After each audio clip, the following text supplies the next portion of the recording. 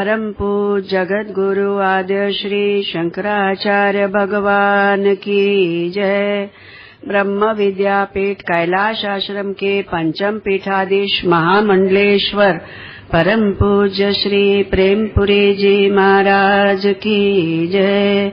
परम पूज्य श्री स्वामी अखंडानंद जी महाराज की जय। परम पूज्य श्री स्वामी जी महाराज की जय। ॐ शन्नो मित्रः शं वरुणः शन्नो भवत्वर्यमा शन्न इन्द्रो बृहस्पतिः शन्नो विष्णुरुक्रमः। नमो ब्रह्मणे नमस्ते वायो त्वमेव प्रत्यक्षं ब्रह्मासि त्वमेव प्रत्यक्षं ब्रह्म वदिष्यामि ऋतं वदिष्यामि सत्यं वदिष्यामि तन्मामवतु तद्वक्तारमवतु अवतु माम् अवतु वक्तारम्। ॐ शान्ति शान्ति शान्तिः। ॐ भद्रं कर्णेभिः शृणुयाम देवाः भद्रं पश्येमाक्षभिर्यजत्राः स्थिरैरङ्गैः सुष्ठुवागुंसस्तनूभिः व्यशेम देवहितं यदायुः। स्वस्ति न इन्द्रो वृद्धश्रवाः स्वस्ति नः पूषा विश्ववेदाः स्वस्ति नस्तार्क्ष्यो अरिष्टनेमिः स्वस्ति नो बृहस्पतिर्दधातु। ॐ शान्ति शान्ति शान्तिः। ॐ सहनाववतु सहनौ भुनक्तु सह वीर्यं करवावहै तेजस्विनावधीतमस्तु मा विद्विषावहै। ॐ शान्ति शान्ति शान्तिः। ॐ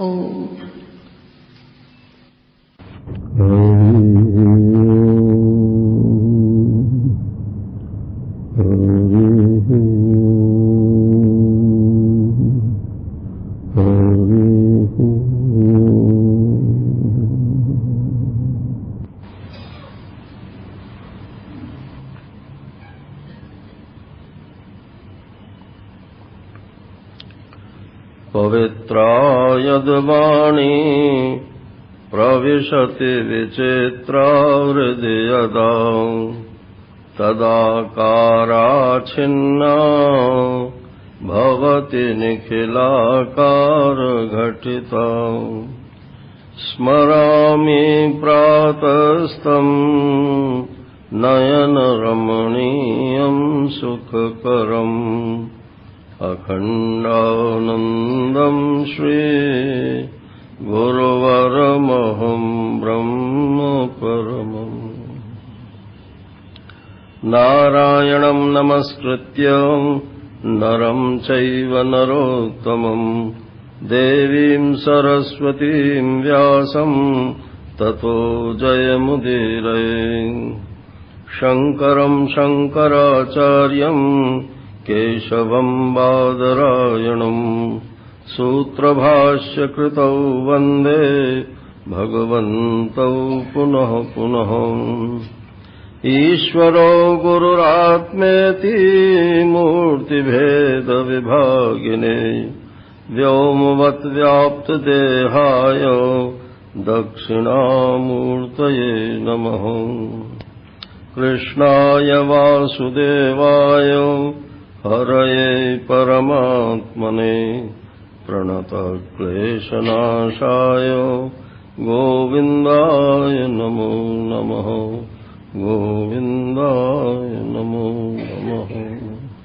हरि ओम्। नारायण नारायण नारायण नारायण।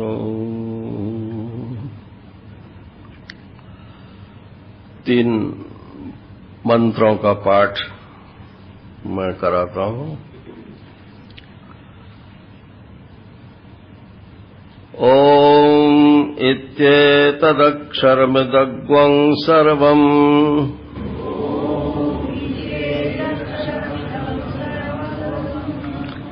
तस्योपव्याख्यानम्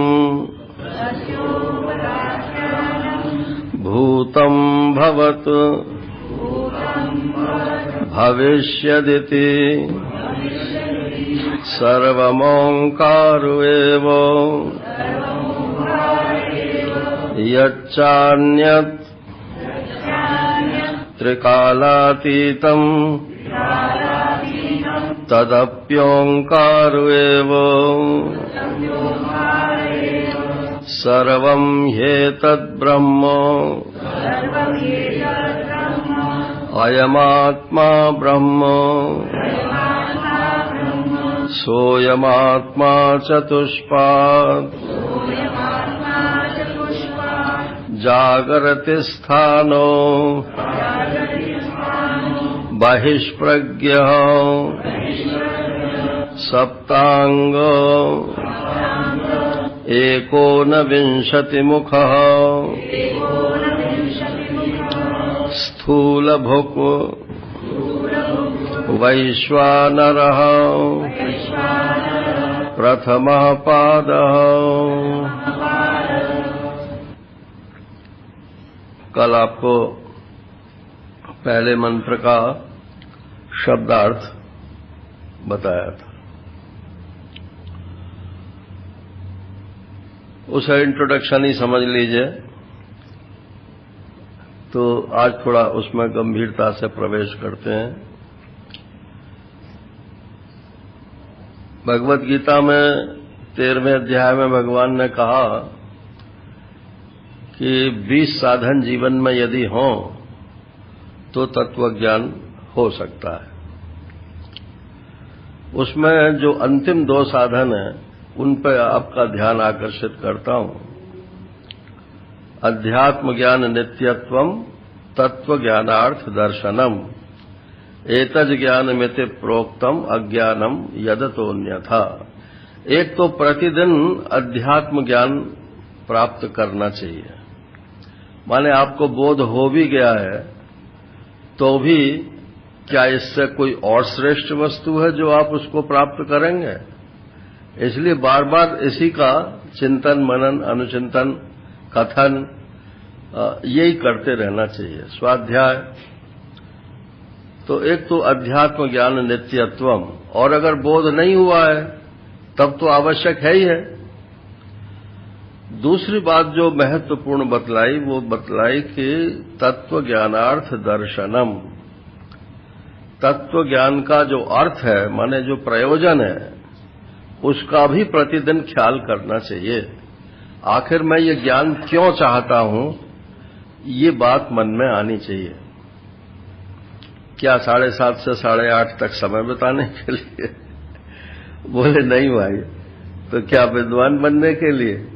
कि नहीं भाई, जीवन में जो दुख और भ्रांतियां हैं वो हमारी हमेशा के लिए विदा हो जाए, और जो अपना स्वरूप आनंद है वो आनंद स्फुरित हो जाए, और वो फिर कभी उससे हम विलग ना हो। ये इसका प्रयोजन है। मोटे शब्दों में ऐसा बोल देते हैं कि अविद्या की निवृत्ति और परमानंद की प्राप्ति। अगर इस प्रयोजन को आप छोड़ देंगे तो फिर ये वेदांत जो है शब्द मात्र होकर के रह जाएगा। वो तो बड़े बड़े पंडित शब्दों को खूब अच्छी तरह से समझा सकते हैं, लेकिन ज्ञानी नहीं होते हैं। जब मुसीबत आती है तो फिर वही हाय हाय। तो इसलिए ये मोक्ष का जो मार्ग है, ये जिज्ञासु का व्यक्तिगत मार्ग है, ये कोई सामाजिक या सामूहिक मार्ग नहीं है। तो इसका प्रतिदिन ख्याल रखना चाहिए कि मैं तत्व ज्ञान क्यों चाहता हूं। तो भाष्यकार ने कहा कि आखिर इस मांडुक्य उपनिषद को आप सुन रहे हो, पढ़ रहे हो, तो इसका क्या प्रयोजन है? तो बोले इसका भी वही प्रयोजन है जो वेदांत का प्रयोजन है। दुखों की आत्यंतिक निवृत्ति और परमानंद की प्राप्ति। वो परमानंद कहीं सातवें आसमान से टपकने वाला नहीं है नारायण, वो आपका जो स्वरूपानंद है वही परम आनंद है, उसकी अभिव्यक्ति हो जाए, बस यही इसका प्रयोजन है। तो बोले साहब क्या हुआ? अरे बोले बैठे बैठे जो है उल्टियां हो गई, उनको भर्ती करना पड़ा। अच्छा, 2 दिन पीछे आ गए हॉस्पिटल से। बोले अब ठीक है? कि हाँ ठीक है, वो जो बात थी इमीडिएट वो तो खत्म हो गई, अब ये खाते पीते ठीक हो जाएंगे। तो इसी को भाष्यकार कहते हैं कि जैसे रोग की निवृत्ति के लिए औषधि की जाती है, लेकिन वो स्वस्थता में हेतु है, वो स्वास्थ्य नहीं है। तो रोग क्या है हमारा? अविद्या की निवृत्ति। ये अविद्या तो रोग है, इसकी तो होनी चाहिए निवृत्ति। और फिर खाते पीते हम ठीक हो जाएंगे, ये क्या है कि यह है स्वास्थ्य, अर्थात अपने में स्थिति, अपने आत्म स्वरूप में स्थिति। जो हम अपने को समझते थे वो तो हम निकले ही नहीं अंत में जाकर के, और जिसको हम जानते ही नहीं थे वही निकले नारायण। अब निकल आई वो बात, तो अब वहीं टिके रहो, उससे श्रेष्ठ और क्या बात है। तो इसको ये याद रखने लायक इनका वो है वाक्य, रोगार तस्यैव रोग निवृत्तौ स्वस्थता। यही प्रयोजन है इसका। जैसे रोग की निवृत्ति होने पर फिर स्वास्थ्य प्राप्त होता है, ऐसे ही ये अविद्या की निवृत्ति होने पर फिर आत्मस्वरूप में स्थिति होती है। अब यहां एक बात, जिनको जरा उपासना के संस्कार ज्यादा होते हैं, वो उनको यह रहता है कि मेरे मन में कभी काम क्रोधादिक जो विकार हैं ये कभी आवे ही नहीं, और इसके लिए वो प्रयत्न इतना करते रहते हैं जिंदगी भर और सफल नहीं होते, क्योंकि आत्मनिष्ठ हुए बिना इनका अत्यंत अभाव होना संभव नहीं है। तो मन को आप चाहें जितना साधो, मन का प्रभाव इंद्रियों के द्वारा बाहरी दुनिया से भी रहता है, और पूर्व संस्कारों के कारण मन में वो संस्कार धीरे धीरे आते रहते हैं। तो किसके मन में कब कौन सा संस्कार बाहर से आ जाएगा और कौन कब किसका संस्कार भीतर से निकल आएगा, ये अनिर्वचनीय कथा है नारायण। तो अविद्या और कामना और कर्म, ये 3 चीजें मनुष्य के बंधन की हैं। अविद्या अपनी जगह है, ठीक ठीक हम आत्मस्वरूप को नहीं जानते हैं, और कामनाओं का बाजार लगा हुआ है। कुछ कामनाएं तो हम लेके आए हैं पुराने जन्मों से, और कुछ कामनाएं नहीं बल्कि अधिकांश कामनाएं जो हैं वो इसी जीवन में हमने देखा देखी लोगों से उधार ले ली हैं, और फिर उनके पीछे बावले हो रहे हैं नारायण। पूरी नहीं होती हैं तो पागल हो जाते हैं, विक्षिप्त हो जाते हैं, फिर वो मनोवैज्ञानिक चिकित्सा कराते हैं नारायण। तो ये कामना, तो कहते हैं जब तक कामना नष्ट नहीं होंगी तब तक पुनर्जन्म नष्ट नहीं होगा। लेकिन अगर अविद्या रह जाए और कामना नष्ट हो जाए, मान लो 1% की कामना तो सब नष्ट हो गई, लेकिन आप अपने स्वरूप को नहीं जानते, तो भी आपका पुनर्जन्म होता रहेगा। जब तक बीज मौजूद है तब तक उसमें से अंकुर निकलते ही रहेंगे। एक बीज से कितने बीज निकलते हैं? धरती में बोओ एक बीज तो जैसे गेहूं का बीज बोया तो अगर उसमें 10-20 बाली भी निकल आई और 10-20 में जितने कण होंगे वो सब फिर एक एक वृक्ष को जन्म देंगे। तो एक बीज जो आज हम समझते हैं कि ये हमने कर्म कर दिया, छोड़ दिया, अब ये खत्म हो गया, ऐसा नहीं है। वो तो बीज रूप में, रेजिड्यू के रूप में आपके चित्त में रह जाता है, उसी को संस्कार बोलते हैं। तो वो अनेक जन्मों के होने में हेतु बन जाता है। इसलिए जब तक अविद्या मौजूद है, भूमि जरखेज है, क्या बोलते हैं, उपजाऊ, भूमि तो उपजाऊ है और बीज जो है वो भुना हुआ है नहीं, तो वो तो फूटेगा ही फूटेगा ना, मतलब निकलेगा उसमें से हमको। तो अविद्या मुख्य दुश्मन है मोक्ष का, यानी बंधन का, और कामना जो है ये नंबर 2 का है। अगर अविद्या नष्ट हो गई तो कामना तो चारों खाने चित्त अपने आप ही हो जाएगी। अब इसमें लोग ये भी कहते हैं कि नहीं, कामना रहते हुए अविद्या नष्ट ही नहीं हो सकती है। ये मैं जानबूझ करके बात बोल रहा हूं। कामना रहते हुए अविद्या नष्ट नहीं हो सकती है, ये सिद्धांत नहीं है। क्योंकि आप कितनी कामनाएं नष्ट कर सकते हो, जो आपके कॉन्शियस माइंड में है वही तो कर सकते हो ना। ज्यादा से ज्यादा आप ध्यान आदि करोगे तो सबकॉन्शियस की भी निकाल दोगे, लेकिन जो अनकॉन्शियस में संचित सामग्री पड़ी हुई है उसको तो आप नहीं निकाल सकते हो। तो वो तो जैसे कोई छोटभैया दादा हो और उसकी बैक पे कोई बड़ा दादा हो तो वो बड़ा दादा के डर से जो है वो छोटभैया की भी चल जाती है ना। तो ये संचित कर्मों का जो ढेर है ये बड़ा दादा है, और ये प्रारब्ध जो है ये छोटभैया है। ये तो अपने आप ही पूरा हो जाना है। शरीर जब समाप्त होगा तो प्रारब्ध कर्म इसके समाप्त हो जाएंगे, लेकिन वो संचित का क्या हुआ? और इसको बढ़ाने में तो हम लोग लग रहे हैं। जो हम इस समय कर्म करते हैं वो प्रारब्ध में जाकर तो नहीं जुड़ते, वो तो संचित में ही जाकर जुड़ते हैं। बैंक में आप नया नया पैसा जमा करोगे तो आपका जो पुराना बैलेंस है उसी को तो बढ़ाओगे, और जो आपने निकाल चुके हो उससे तो उसका कोई संबंध नहीं है। ये तो निकल आया शरीर का एक। तो संचित को तो हम प्रतिदिन और प्रति घंटे और प्रति मिनट बढ़ा रहे हैं ना रहे, और प्रारब्ध तो अपने आप ही पूरा हो जाएगा। तो इसलिए ये अविद्या जो है जब तक रहती है तो कामना अगर आपकी नष्ट भी हो जाए तब भी उससे मोक्ष की सिद्धि होने वाली नहीं है। अविद्या ही मुख्य शत्रु है। जैसे जब तक रोग का बीज रह जाता है तो स्वास्थ्य नहीं हो सकता है, इसी प्रकार से ये अविद्या जो है ये महारोग है। यज्ञात्वा मोक्ष से अशुभात्, यही अशुभ, सब अशुभों का जड़ जो है ये अविद्या है, ना जानकारी। किसके बारे में? अपने ही बारे में। परमेश्वर के बारे में तो हमने बहुत सुन लिया, जानते भी हैं और प्रवचन करके दूसरों को सुनाते भी हैं नारायण, लेकिन अपने बारे में ठन ठन पाल हैं सब। बोले आप कौन हो गए? हम तो वही हैं। बोले वही कौन? टटकू बटकू छटकू।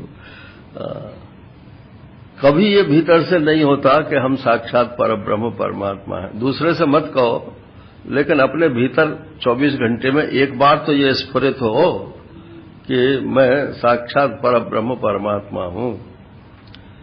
और नहीं तो सत्संग का क्या प्रभाव हुआ? अच्छा, अविद्या भी है, कामना भी है, तो कर्म भी होगा ही होगा। अब ये अविद्या कैसे कटे? तो बोले बीज और बीज का कार्य, इन दोनों को एक साथ छोड़ो। अगर सिर्फ फलक फलक काटोगे और बीज की चिंता नहीं करोगे तो ये कटने वाला नहीं है, ये तो नया नया उगता रहेगा। तो ये मांडुक्य की जो प्रक्रिया है ये कार्य और कारण इन दोनों को एक साथ काटने की प्रक्रिया है। इसीलिए 7 मंत्रों में नारायण और मोक्ष हो जाती है। कोई बात समझने की है ना, 7 मंत्रों में ही क्यों हो जाती है? ये और उपनिषदों में इस प्रकार की बात नहीं है। माने उसमें विस्तार से है और उपनिषदों में, लेकिन इतने संक्षेप से कि 7 मंत्रों में ही कृतकृत्यता हो जाए, ये इस उपनिषद की विशेषता है। और इस पर गौड़पाद जी की कारिकाएं हैं, कितनी 200 से ऊपर हैं, उतनी कारिकाएं हैं। और फिर कारिकाओं पर भी और मूल मंत्रों पर भी शंकराचार्य जी के भाष्य हैं, और फिर इन भाष्यों पर भी जो है आनंदगिरी की टीकाएं हैं। ये अपने में एक संस्थान है मांडूक्य जो है। तो मैं तो आपको सिर्फ इसमें इंट्रोड्यूस करा रहा हूं, हालांकि हो चुका होगा, यहां बहुत लोग कर चुके होंगे, लेकिन मैंने सोचा मैं भी इस विषय पर कुछ कह दूं। तो रोगार्तस्यैव रोग निवृत्तौ स्वस्थता, इसलिए ये दुख का जो मूल कारण है अविद्या, इसको नष्ट करने के लिए ये सारी बात है। अब एक भ्रांति और है। वो भ्रांति क्या है? ये मैं भाष्य को अपने शब्दों में बोल रहा हूं। वो भ्रांति क्या है कि बस ठीक है, आप ये विचार कर लो कि मैं ये शरीर नहीं हूं और शरीर मेरा नहीं है। अच्छा, तो बोले कि शरीर मैं नहीं हूं, शरीर मेरा नहीं हूं, और इस शरीर के संबंधी कौन के हैं? बोले वो तो मेरे ही हैं। और इसका जो बैंक बैलेंस है वो किसका है? बोले वो भी मेरा ही है। अरे भाई, तो ये जो छठा कोश है, ये छठा कोश तो तुम्हारा ज्यों का त्यों ही मौजूद है। पंचकोश विवेक से थोड़े काम चल जाएगा। तो इसलिए सबसे पहले वैराग्य की भूमिका जो है आनी चाहिए। ये मैं 2 साल से इस बात पर जोर भी दे रहा हूं कि वैराग्य माने कोई कपड़ा फाड़ू वेदांत को, वो कपड़ा फाड़ू वैराग्य को वैराग्य नहीं बोलते हैं। बोले लो अब हम नंगे हो गए, हम वैरागी हो गए, बहुत तेरे नंगे घूम रहे हैं नारे। वैराग्य माने राग का अभाव। आप जहां भी रहें वहां कहीं चिपके नहीं। और गीता का मूल मंत्र तो यही है। आत्मा तो स्वभाव से ही नहीं चिपकता है। शरीरस्थोपि कौन्तेय न करोति न लिप्यते, वो तो कर्ता भोक्ता है ही नहीं। तो आत्मा न चिपके इसके लिए बात नहीं है, आपका अंतःकरण न चिपके इसके लिए अभ्यास करना पड़ता है। तो इसको पहले कहीं चिपकाओ दूसरी जगह। बोले किसमें चिपकावें? कि परमात्मा के चिंतन में चिपकाओ। अगर अंतःकरण को चिंतन की आदत नहीं है तो संसार में चिपकेगा ही, और वो वेदांत उसके ऊपर कारगर नहीं होगा। इसलिए ये यहां ओंकार की उपासना का वर्णन किया गया है। ये ओंकार की उपासना कहो या नाम की उपासना कहो, नाम सबसे आसान उपासना का ढंग है। देखो, राम, जैसे मैंने शब्द कहा राम, आपके मन में फौरन धनुषधारी राम आएंगे। कृष्ण कहा तो मुरली मनोहर आएंगे। शिव कहा तो जटाजूटधारी कैलाश पर रहने वाले गंगा जी जिनके सिर पर हैं, ऐसे शंकर भगवान आपके चित्त में आएंगे। और ओम कहा तो क्या आएगा? तो हर शब्द का एक विशेष अर्थ होता है। तो ये ओम जो है ये आत्मवाची है। इसका वाच्य जो है वो परब्रह्म परमात्मा है, आत्मा है, और ये निर्गुण ब्रह्म का वाचक है। लेकिन ऐसा नहीं है कि ये निर्गुण ब्रह्म का ही वाचक है। देखो, गीता तो आप लोग पढ़ते ही हो। ओमित्येकाक्षरम ब्रह्म व्याहरन् माम अनुस्मरन् यह प्रयाति त्यजन देहम सयाति परमांगतिम।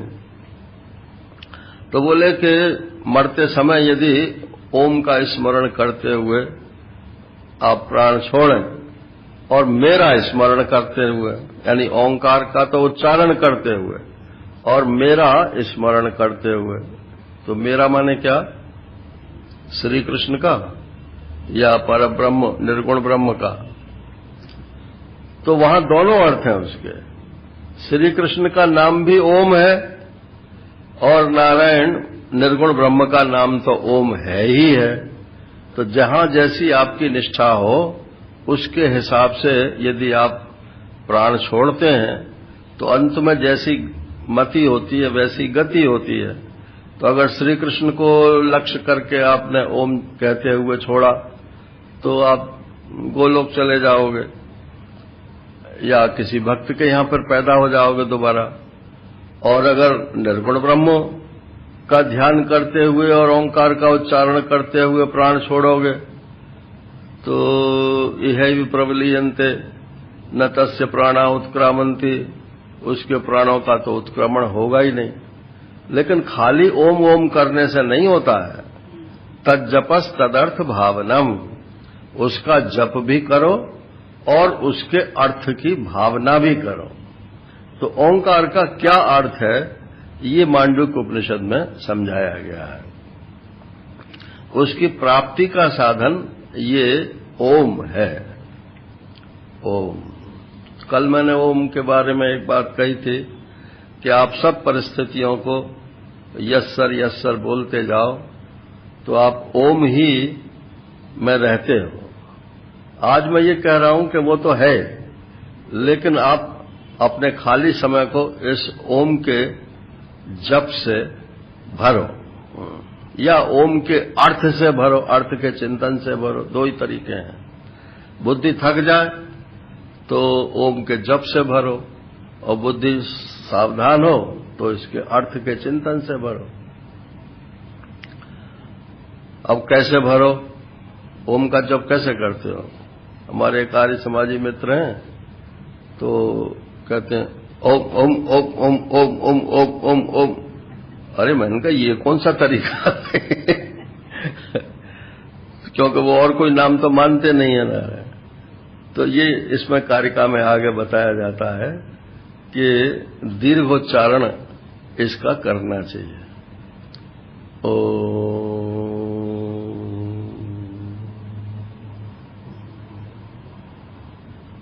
तो शांत हो जाओ। मान लो 1 सेकंड आप शांत रहे, फिर बोलो आप इसमें संख्या का बात नहीं है ना।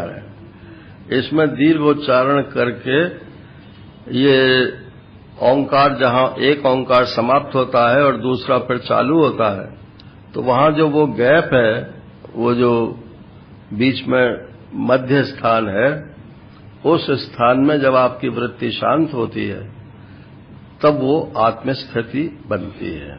दो वृत्तियों के मध्य में आत्मा ही विद्यमान होता है।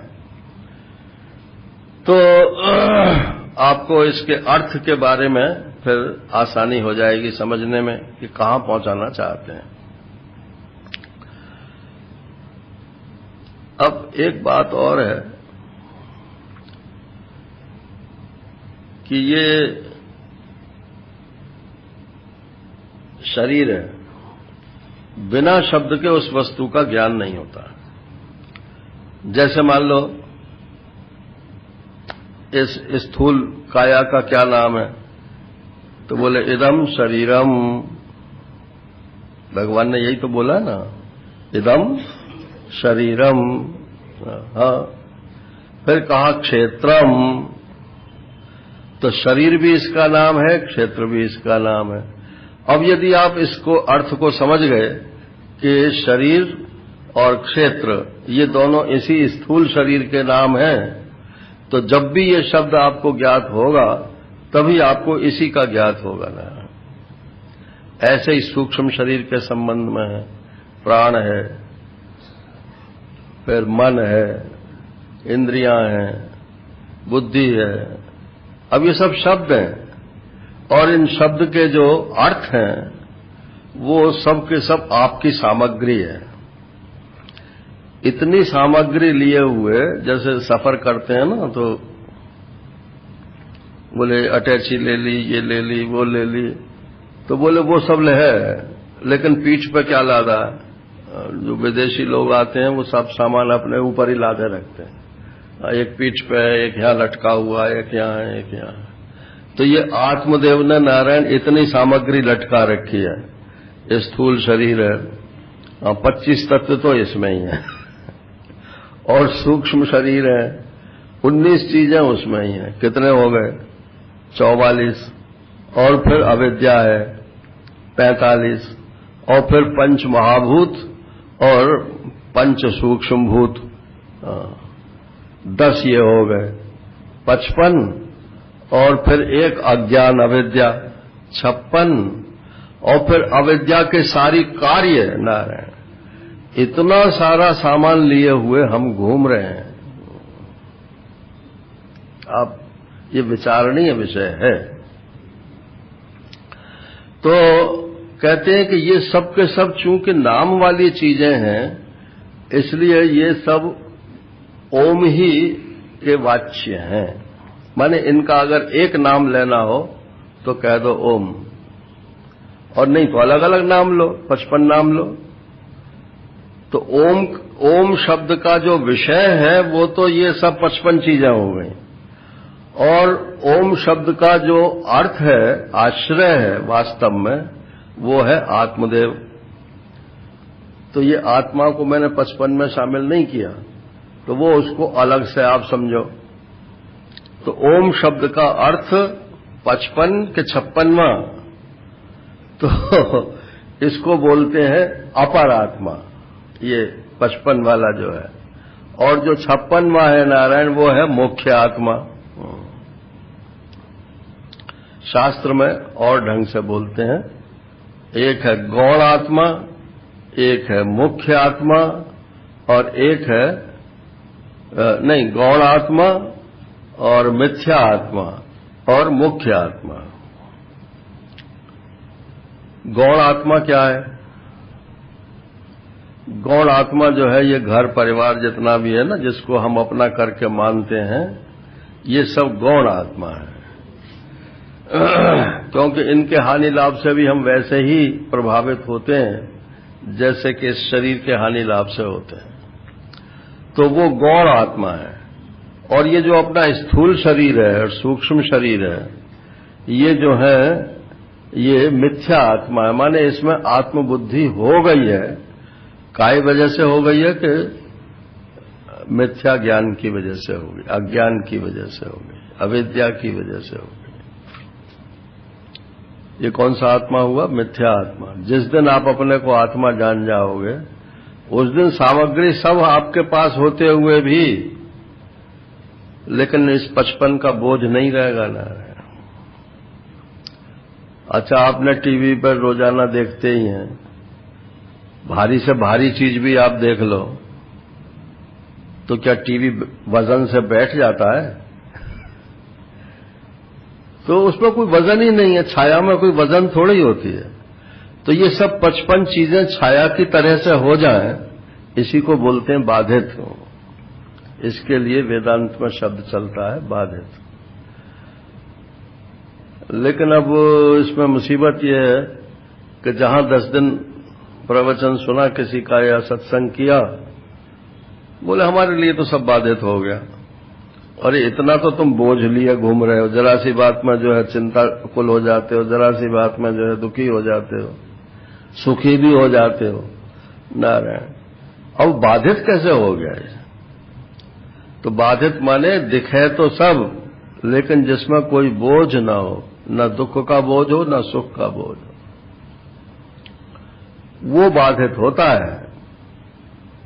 तो ओंकार का जो आस्पद है, माने जो आश्रय है, वो तो है आत्मा, और जो ओंकार का विषय है वो तो आ उ म, और सारे शब्द जो हैं इन्हीं 3 जगह से बनते हैं, अक्षरों से। तो इसलिए सारी दुनिया ही जो है वो आ उ म का विस्तार है। तो वो उसका विषय है, और इसका आस्पद आत्मा है। आश्रय जो है वो आत्मा है। अच्छा, आप बोलो ओम, तो कौन बोलेगा? आप बोलोगे या कोई और बोलेगा? मैं प्रयत्न करके मैं ही बोलूंगा ना। तो इसका आश्रय तो मैं ही हूं। तो ये ओम का शब्द का जो आश्रय है वो तो मैं हूं, और इस शब्द का जो विषय है वो आत्मा के अलावा जितना भी है वो सब है। और अगर आप आत्मा को भी शब्द का अर्थ मानते हो, विषय मानते हो, तो वो भी है। वो महाराज श्री बोलते थे ना कि जब अगर समझ में आ गया कि आत्मा भी एक शब्द है तो अब बोलना बंद कर दो नारायण।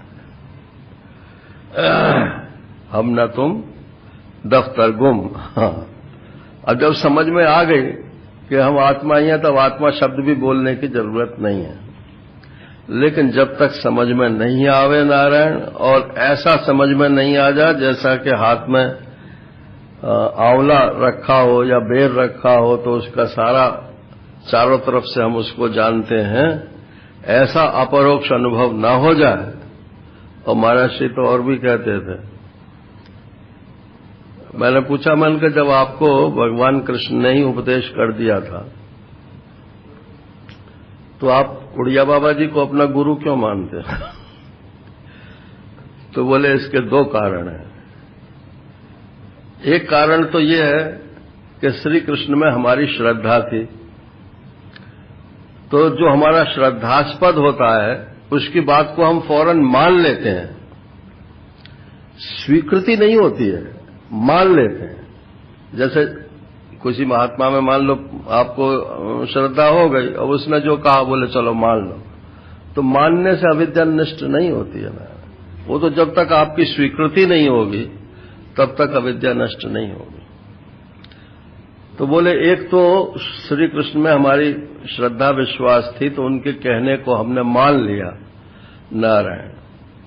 और गुरु से जो प्राप्त होता है वो तो शास्त्र के द्वारा जो वचन है वो बोले जाते हैं। गुरु कह रहा है इसलिए तो मान लो, और शास्त्र के वचन बोल रहा है इसलिए जान लो नारायण। जब जानना और मानना एक ही विषय में हो जाता है तब स्वीकारोक्ति होती है। बोले सगाई हो गई कि हो गई, कि ब्याह हो गया कि नहीं, वो तो नहीं हुआ। अच्छा मान लो ब्याह भी हो गया तो बोले पति से या पत्नी से मुलाकात हो गई कि नहीं, वो तो नहीं हुआ। तो नारायण जब तक जिसके साथ ब्याह किया है तब तक, जब तक उसके साथ आपका साक्षात्कार नहीं होता है तब तक स्वीकृति नहीं होती है। तो इसी को अपरोक्षानुभूति बोलते हैं। तो ये अपने बिना मरे हुए स्वर्ग नहीं मिलता है, ये कहावत है। तो ये अपने आप को ही आपको विचार करके मरना पड़ता है इस दुनिया से और शब्दों के जाल से, इससे निकालना पड़ता है। और दूसरा कारण उन्होंने बताया कि हमको बाबा से गुरुत्व की प्राप्ति हुई। गुरुत्व मैंने कहा गुरुत्व क्या? बोले हम चाहें तो आत्मज्ञान किसी दूसरे को दे सकते हैं, करा सकते हैं, इसी को गुरुत्व बोलते हैं ना। तो ये गुरुत्व तो प्राप्त हो या ना हो, ये तो सब लोगों का काम नहीं है ना। लेकिन अपरोक्षानुभूति तो सबको होनी ही चाहिए। कम से कम अपने आप को तो कृतकृत्यता प्राप्त हो, दूसरे के प्राप्त कराने का प्रयत्न साधक को तो नहीं करना चाहिए। सिद्ध हो जाए तो फिर जैसी भगवान की इच्छा हो वैसा करे। तो ये ओम जो है ये परब्रह्म परमात्मा का वाचक होने के कारण इसके नाम जप का और इसके अर्थ का दोनों का महत्व है। नाम जप करोगे तो आपको अपर ब्रह्म यानी जो सगुण ब्रह्म है उसकी प्राप्ति होगी, और यदि इसके अर्थ का चिंतन करोगे तो आत्मा और ब्रह्म की एकता का आपको अनुभव होगा, अपरोक्षानुभूति प्राप्त होगी। ये भी भाष्यकार ने ही इसमें बात लिखी है। अब जहां कल बात छोड़ी थी पहले मंत्र में, वहां देखिए, ओम इति एतद अक्षरम इदम सर्वम। इदम सर्वम, ये इदम क्या चीज है? ये वही है जो इदम शरीरम है। इदम शरीरम कौन्तेय क्षेत्रम इति अभिधीयते। इसमें देखो कितनी बातें आई हैं। इदम माने जिसको आप यह करके जानते हो। तो ये दुनिया को आप मैं करके जानते हो कि यह करके जानते हो? यह के द्वारा ही जानते हो ना। तो सारी दुनिया ही इदम शब्द का वाच्य है। और शरीरम, ये गलने सड़ने वाला है, देखते देखते ही बुढ़े हो गए नारायण। भले ही मन कहता हो कभी तो मैं जवान हूं लेकिन शरीर तो बुढ़ा हो ही गया। तो शरीर माने शीर्यते इति शरीरम, जो सड़ता गलता जाए, परिणमनशील जो हो, परिणामी जो हो, उसको बोलते हैं शरीर। दो बात हो गई। और तीसरा हो गया कि ये क्षेत्र है। तो क्षेत्र माने जिसको अंग्रेजी में डोमेन बोलते हैं ना। बोले आपका क्या क्षेत्र है? बोले साहब मैं उस विभाग में इंजीनियर हूं। तो बोले अच्छा वो तो विभाग हो गया, लेकिन आपका क्या क्षेत्र है? माने उस विभाग में भी आप बताओ कि आप कितना कर सकते हो, कितना नहीं कर सकते हो। तो ये जो जीवात्मा अहम करके इस शरीर में बैठा है, इसका क्षेत्र क्या है? कितने एरिया में कितने कार्य को ये संपादन कर सकता है? तो बोले कि पांचों ज्ञानेन्द्रियां, पांचों कर्मेंद्रियां और नारायण सूक्ष्म शरीर के जितने अहंकार, मन, बुद्धि, चित्त के विलास हैं, वो सब, इन सब में मैं कार्य करता हूं, यही मेरा क्षेत्र है। तो ये स्थूल सूक्ष्म कारण जो जगत है अपना शरीर है, ये उस जीवात्मा का क्षेत्र है। और फिर बोले अभिधीयते, चौथी बात यह है कि इन सब का नाम है। अभिधान बोलते हैं नाम को, और अभिधेय माने नामी। तो जिसका कोई भी नाम है, जिस वस्तु का कोई भी नाम है, तो नाम को तो बोलते हैं अभिधान, और जिसका नाम है उस वस्तु को बोलते हैं अभिधेय। तो अब यहां कह रहे हैं क्षेत्रम इत्यभिधीयते। इसका जो है नामकरण भी संस्कार हुए हैं। संसार में बिना नाम की कोई चीज है ही नहीं। तो ये चार बात जिस चीज में हो, बस वही संसार है। एक तो इदम वाच्य होना चाहिए, एक परिणामी होना चाहिए, और एक किसी जीवात्मा का या ईश्वर का, समझ लो ईश्वर की दृष्टि से संपूर्ण सृष्टि उसका डोमेन है, और जीवात्मा की दृष्टि से उसका शरीर डोमेन है। तो क्षेत्रम, और एक इसमें नाम है। और नाम होता है तो रूप तो होता ही होता है। नाम और रूप। अच्छा, भूत का नाम है कि रूप भी है? अरे छाया भी तो एक रूप ही हुआ ना। जैसे ही भूत शब्द कहेगा, सुनेगा कोई, तो उसके मन में कोई न कोई कल्पना, परिकल्पना आ जाएगी। स्वप्न में जितने भी आप देखते हो वो छाया होती है या कुछ और होता है? छाया ही होती है ना सब। लेकिन वहां पर बोध तो यही होता है कि बड़ी सॉलिड चीज है। और टीवी पे और सिनेमा के स्क्रीन पे जो कुछ देखते हो वो छाया होती है या कुछ और होता है? छाया ही होती है। लेकिन वहां इतना सॉलिड मालूम पड़ता है कि बिल्कुल बस है ही है।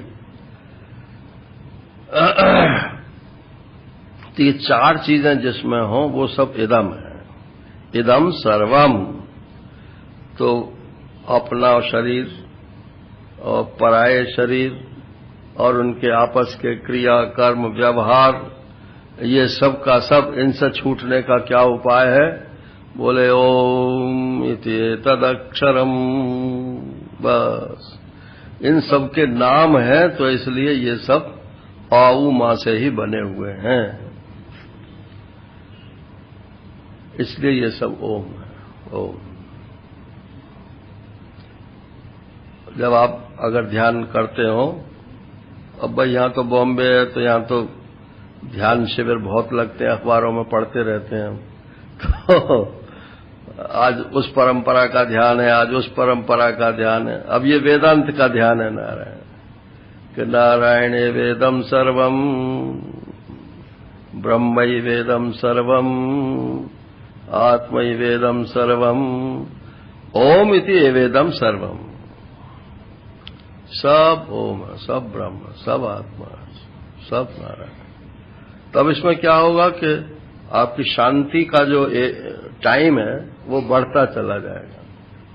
जो शांत चित्त होता है वही वेदांत का अधिकारी होता है, और जो अशांत चित्त है उसे वेदांत का अधिकारी नहीं माने। सुने तो अच्छी बात है, लेकिन वो घर नहीं करेगा उसका। तो वो क्या करे? तो बोले वो जप करे। जप करने से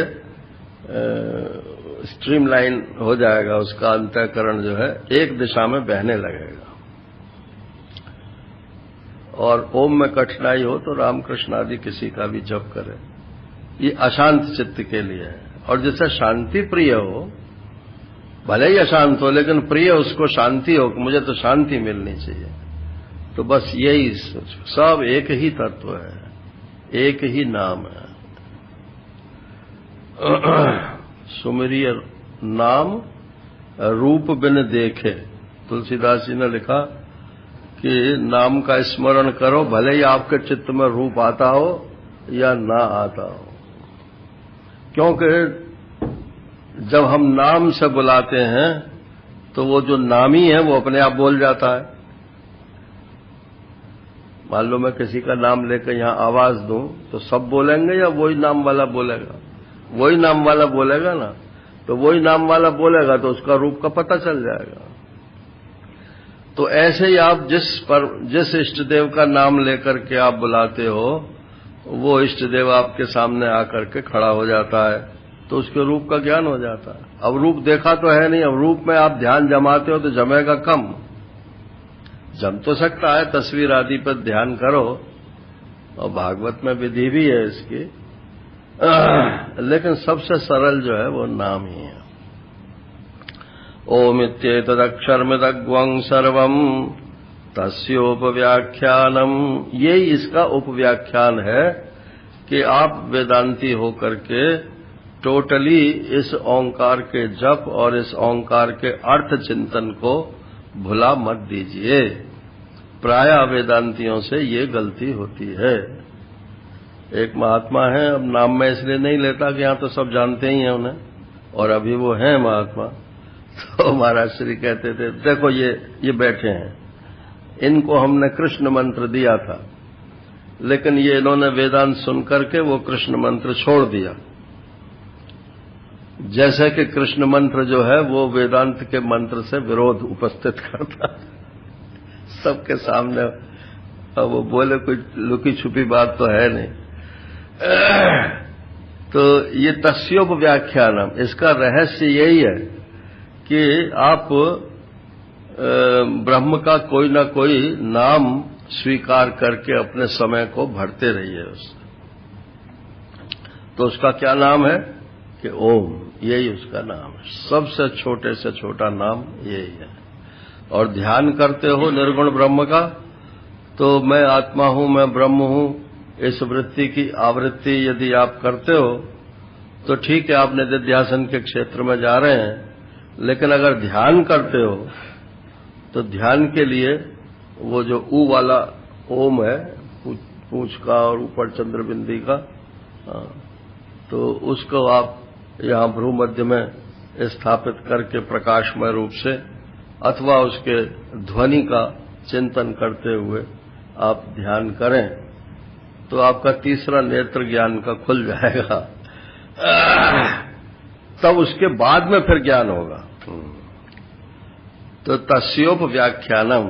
लेकिन इसमें एक बात है, जो संख्या पूरी करने वाले लोग हैं ना, उनके लिए मैं बात कहता हूं। एक संस्कार बन गया है कि इतना जप तो हमको करना ही चाहिए। तो ये सकाम कर्मों में तो ये है कि इतना जप करना चाहिए, लेकिन निष्काम कर्म में ये बात नहीं है कि इतना जप हमको करना चाहिए। नियमितीकरण करने के लिए यदि आप संख्या निश्चित करते हो तो वो तो अलग बात है, लेकिन उसके साथ आप कोई कामना मत जोड़िए। तो फिर आपको जितनी देर आप बैठोगे उतनी देर परमात्मा में ही मन लगेगा। ये आबू वाले जो स्वामी महेशानंद जी महाराज हैं गिरी, तो उन्होंने अपनी पुस्तक में एक दृष्टांत दिया है। तो वो कहते हैं कि हमारे काशी में तो बड़ा मजा होता है कि लोग गंगा स्नान करते रहते हैं और एक दूसरे सज्जन जो हैं वो बैठे हुए गोमुखी में हाथ डाल के माला जपते रहते हैं। अब वो कहते हैं स्नान करने वाले से, अरे तुमने सुना? तो वो स्नान कर, अब जब भी चल रहा है, अब वो कह, अरे तुमने सुना कि क्या? भाग गई हो?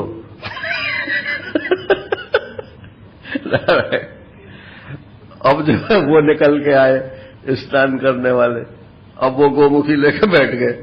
अब वो जो है दूसरे आदमी से जैसे वो बात करते जाते थे और अपना मंत्र जप करते जाते थे। या बहुत से पंडित लोग ऐसे होते हैं, इतने करोड़ तुम जप कर लो तुम्हें भगवान का दर्शन अवश्य होगा। अरे तो ये तो वैसे लिखी हुई बात है कि 3 करोड़ यदि ये हरे राम जो मंत्र है महामंत्र, इसका 3 करोड़ यदि जप कर लिया जाए तो भगवान का दर्शन हो जाता है। अब हमारे स्वामी सनातन देव जी महाराज जो थे, जिन्होंने ये सब उपनिषदों के अनुवाद किए हैं, तो उन्होंने कहा मैंने तो 9 करोड़ किए लेकिन मुझे तो दर्शन नहीं हुआ। तो मैंने महाराज श्री से कहा, मैंने कहा उपनिषद में तो ऐसा लिखा है कि 3 करोड़ कर लो, और वो तो कह रहे थे मैंने 9 करोड़ किए फिर भी नहीं हुआ। तो बोले कि नहीं, शास्त्र में ये भी लिखा है कि कलयुग में 4 संख्या करनी चाहिए। अगर वो 3 करोड़ और कर लेते तो शायद हो जाता। शायद, मैंने कहा शायद क्यों, फिर तो हो ही जाना चाहिए कि भाई तो तुम्हारे नाम जप की संख्या के अधीन थोड़ा ही है भगवान कि इतनी संख्या तुम पूरी कर लोगे तो मैं आ ही जाऊंगा। वो तो जब तक अंतःकरण की शुद्धि पूरी नहीं होती है और वो उसकी लालसा व्याकुलता नहीं देखते हैं कि भाई ये मेरे बिना रह सकता है कि नहीं रह सकता है। हाँ, बोले चलो तुम न सही तो अपना घर ही कौन सा बुरा है। तो भगवान कहते हैं फिर ठीक है घर में ही रहो, मेरी क्या जरूरत है। तो वो परख करके तभी दर्शन देते हैं। तो नाम की संख्या के अधीन परमात्मा नहीं होता है। वो तो शास्त्र में इसलिए लिख दिए हैं कि कोई प्रमाद न करे, चलता रहे। वहां 3 करोड़ का मतलब 3 भी नहीं है, न 9 है, न 12 है। वो ये है कि सारी जिंदगी के लिए अपने इस समय को भरते जाना चाहिए। यही उसका तस्योप व्याख्यानम है। और एक उपव्याख्यान इसका ये है कि योग दर्शन में जैसे ओम है तो तज्जपस तदर्थ भावनम, सिर्फ ये सूत्र तो दे दिया उन्होंने, लेकिन वहां अर्थ का खुलासा नहीं किया क्या है। उसका जप भी करना चाहिए और उसके अर्थ का चिंतन भी करना चाहिए, भावना करनी चाहिए, लेकिन अर्थ क्या है। तो वहां योग में जो बताने वाले लोग हैं या जो टीकाओं में लिखा है, मूल में तो नहीं लिखा। तो वो कहते हैं कि जैसे मैंने कहा ना कि वो ऊ वाला ओम उसका ध्यान करो। आर्य समाजी कहते हैं नहीं, वो ऊ वाले का ध्यान मत करो, ओ लिखो फिर उसके आगे 3 बनाओ और फिर माँ हलंत लिखो और फिर उसका ध्यान करो ना। तो ये सब अपने अपने ढंग से लोग करते हैं। तो वहां उसका ये अर्थ ही नहीं है। तज्जपस तदर्थ भावनम, उसके अर्थ की भावना कैसे करें, बोले इसी के लिए मांडूक्य उपनिषद है। अब यही इसमें समझाया जाएगा कि उसका ओम शब्द का अर्थ क्या है और उसका कैसे हमको करना चाहिए। अब जहां कल छोड़ा था फिर वहीं अटक गए आगे। भूतम और समय पूरा हो गया। नारायण भूतम भवत भविष्य दिति सर्वम ओंकार एवो, भूत भविष्य वर्तमान ये सब ओंकार ही है। यहां विचार ये करना है, वो कल करेंगे आज नहीं कर रहे, कि भूत भविष्य वर्तमान में जो चीजें हैं वो सब ओंकार हैं, या भूत भविष्य वर्तमान ये 3 जो काल हैं ये ओंकार है, या इन कालों में जो व्याप्त है वो ओंकार है। माने कहना क्या चाहती है उपनिषद। हरि ओम पूर्णमदः पूर्णमिदम् पूर्णात् पूर्णमुदच्यते पूर्णस्य पूर्णमादाय पूर्णमेवावशिष्यते। ओम शांति शांति। हरि ओम।